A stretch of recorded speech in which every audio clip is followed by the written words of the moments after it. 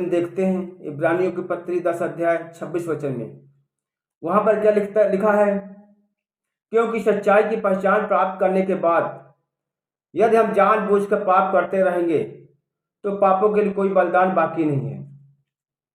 अब देखो, क्योंकि जो लोग सच्चाई की पहचान को प्राप्त करने के बाद अगर हम जानबूझकर पाप करते रहें तो हमारे लिए यीशु मसीह का कोई बलिदान हमारे लिए बाकी नहीं है। हालेलुया। याद रखना, यीशु मसीह ने कलवरी क्रूस पर जो अपनी जान दी, प्राण दिए, किसके लिए? ताकि मानव जाति यीशु मसीह पर विश्वास करे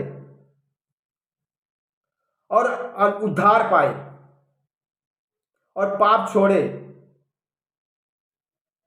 और यीशु मसीह के साथ पवित्रताई में चले। अगर कोई व्यक्ति विश्वासी होकर, कोई उद्धार पाकर, यहां पर लिखा है कोई सच्चाई की पहचान प्राप्त करने के बाद, हम जो उद्धार पाए हुए लोग हैं, हमने सच्चाई की पहचान प्राप्त कर लिया है।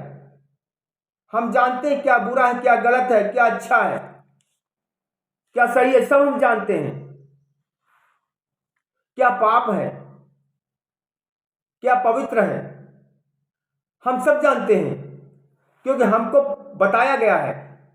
जो सच्चाई की पहचान प्राप्त करने के बाद, उद्धार प्राप्त करने के बाद, विश्वासी होने के बाद अगर हम जानबूझकर पाप करते हैं, इनके लिए प्रभु यीशु मसीह का कोई भी बलिदान बाकी नहीं है। परंतु इसके इनके लिए वो वचन क्या कहता है?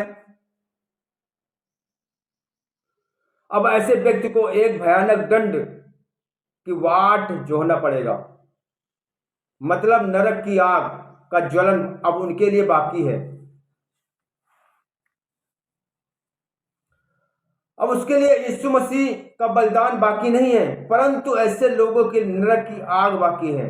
आग का ज्वलन ऐसे लोगों के लिए बाकी है जो लोग उद्धार पाने के बाद पाप में मुड़ गए हैं और जानबूझकर पाप कर रहे हैं, शैतान के गुलामी में फंसे हुए हैं। हालेलुया। क्योंकि प्रभु ने मुझे आजाद किया, इसी को उद्धार कहा जाता है। यही तो उद्धार है। लेकिन उद्धार प्राप्त करने के बाद अब जानबूझकर पाप कर रहे हैं, फिर यीशु मसीह का कोई भी प्रेम, कोई भी दया, कोई भी अनुग्रह, कोई भी बलिदान हमारे लिए बाकी नहीं है। अब ऐसे लोगों के लिए एक भयानक दंड का वाट जो होना पड़ेगा, दर्द की आग और आग का ज्वलन बाकी है उनके लिए। हालेलुया। 28 वचन में क्या लिखा है, वहां पढ़ते हैं, जब मूसा की व्यवस्था का न मानने वाले 2 या 3 जनों की गवाही पर बिना दया के मार डाला जाता है, बिना दया के मार डाला जाता है। हालेलुया।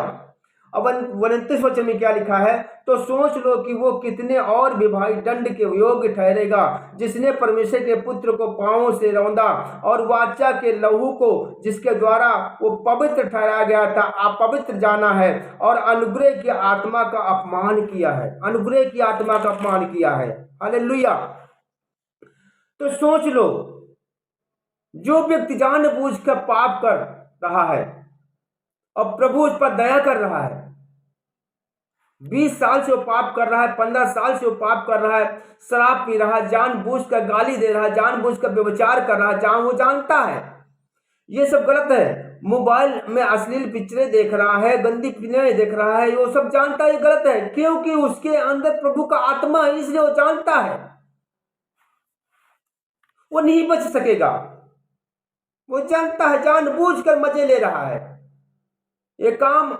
और क्या कर रहा है, और क्या कर रहा है, प्रभु यीशु मसीह को अपने पैरों के तरह रौंद रहा है, उसके बलिदान को अपने पैरों के नीचे रौंद रहा है और लहू की वाचा को जिससे वो पवित्र हुआ था, पवित्र किया गया था, वो व्यक्ति पाप करके यीशु मसीह के लहू के वाचा के लहू का आप पवित्र जानकर और ऐसा करके अनुग्रह की आत्मा का अपमान कर रहा है।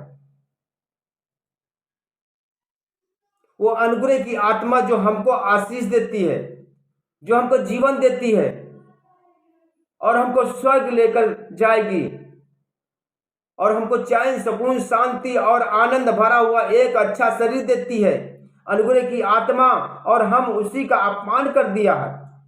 कौन बचा सकता है हमें? कौन बचा सकता है तुम्हें? कि परमेश्वर के हाथों में पड़ना एक भयानक बात है। परमेश्वर के हाथों में पड़ना एक भयानक बात है। हालेलुया।